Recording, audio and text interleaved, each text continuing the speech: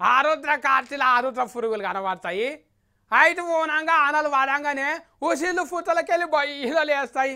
కాముని ఫోనానికి ముందు చెట్ల ఆకులు అన్నీ రాలిపోతాయి. ఉగాది తర్వాత మంచిగా ఎగురు పెడతాయి.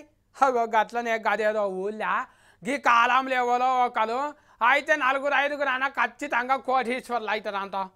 మరి ఏంటిదో అలా కథ సుతముందా?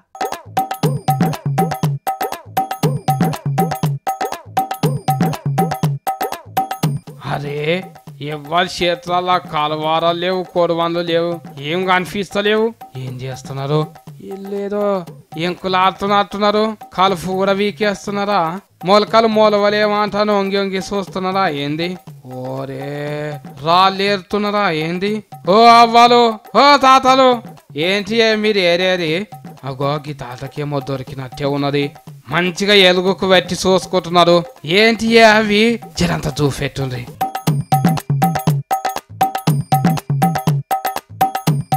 బరకొండో ఇవేంటివో మంచివే ఉన్నట్టున్నాయి కదా, ఇవి వజ్రాలు ఉన్నట్టున్నాయి కదా. అబ్బో అందుకేనా మంది అంతా ఎగబడి చేనుల ఫోన్ పడుతున్నారు.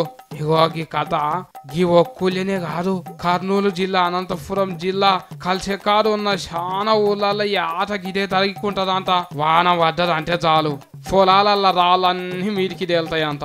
అగో అవి జిల్లా ఏదో ఒకటి వజ్రమాసు వంటిది దొరికితే చాలు కోటీశ్వర్లు అయిపోవుడేనాయి. అందుకే గిట్ల ఎక్కడెక్కడి ఊళ్ళోళ్ళంతా కర్నూలు జిల్లా బాట పడుతున్నారు.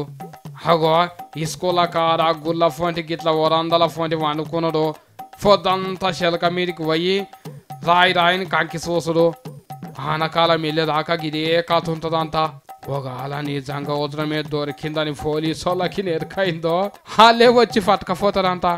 అగో అందుకే తెలవకుండానే రాళ్ళను గాలిస్తున్నారంట. కానీ దీంట్లో దొరికేదంతనో దొరకంది ఎంతనో గాని మనిషి ఆఫీస్ చూడండి ఎంత పని చేపిస్తుందో.